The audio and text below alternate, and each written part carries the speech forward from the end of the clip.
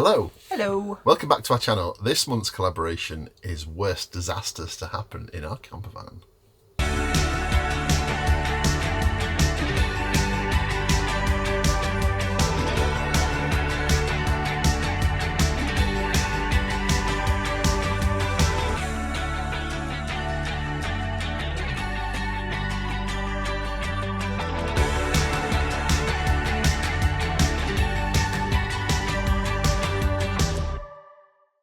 So this month's video is disasters in our campervan, and we've got a good disaster for you.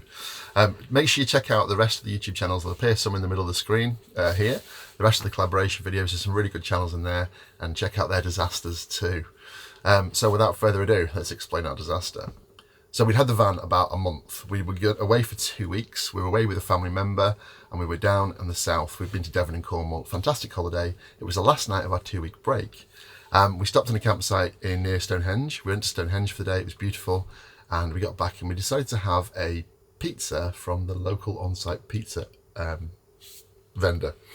There was a bar as well, so we went to the bar and to the pizza area. I went to the bar, Caroline went to the pizza thing. That's where I went wrong, because when I came back to order my pizza, I thought Caroline asked about nuts, and she thought I'd asked about nuts, and I have quite a severe nut allergy, which is where the story unfolds. So we ordered our pizzas, went back to the van. You could sit outside. There's a little bench with your pitch, so it's really nice, lovely sunny evening, and decided to eat them. Get towards the end of our pizzas, and Ian's starting to look a bit funny, asking for water instead of beer. And I was like, this is a bit odd. And then I'm like, what's the matter? Why we've got any antihistamines? Always a first sign that he's in trouble if he wants some kind of medication. So I'm like, okay, what have you eaten? I recognise these signs. What's the issue? Something on his pizza has reacted with him, and he starts having anaphylactic shock. So panic stations for us, because we know this is not great. He had one EpiPen in the van, which First time we had him. He's never used before, because he's got to, however old, never needing EpiPens, just managing it carefully. So yeah, we had to ring an ambulance.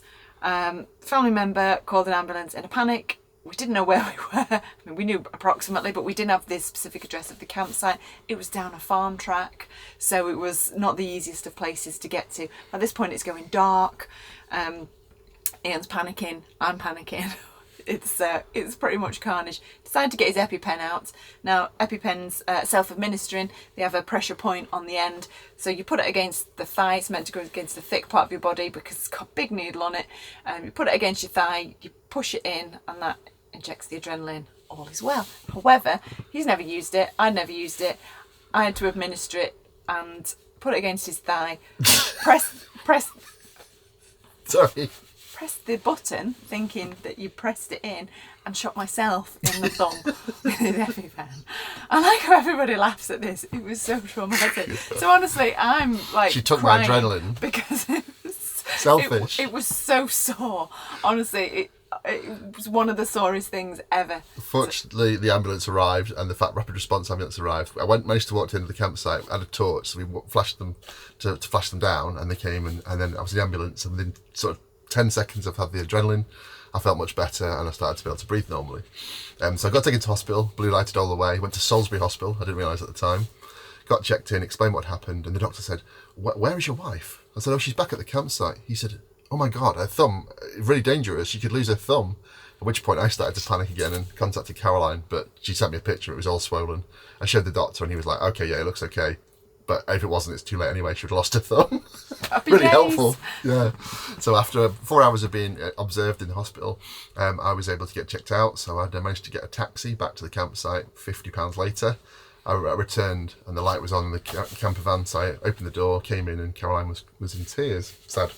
So like, oh, don't worry, I'm okay. I'm absolutely fine. And then she smiled, and I realised it wasn't just the EpiPen that was a problem. No. So we'd all obviously gone to the end of the road to get the ambulance. I couldn't find the van keys, so we'd had to leave everything as it was. I'd asked the lady in the pitch next to us in a hurry. I was like, can you watch the van? I can't find the keys. We've got a medical emergency. Unfortunately, she was deaf, so this had all been going on around her. She was completely oblivious, lucky her. So she thought I was rushing to the toilet, and I'd left some children alone in the van. But came back to the van, decided to make the beds up, ready for Ian coming back. Me and family member were struggling to kind of put the table away and to make the beds, because obviously we were used to having Ian here to help. Putting the table away was a struggle. Unfortunately ended up with us pulling one side each and the leg coming off and smacking me in the face to break my tooth. So yeah, I turned back to the campsite, and Caroline was in tears with half a broken tooth. Fortunately, it was the last night of our holiday and we'd had an epic time, so we decided to carry on motorhoming and campervanning. Yes. And we didn't give up.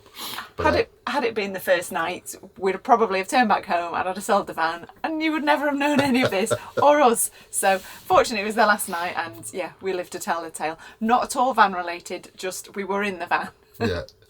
Hopefully you've enjoyed this video of our disaster. The van was fine, but we weren't. So anyway, we carried on motorhoming, and we'll see you in the next video. Yeah. Thanks for watching. Bye.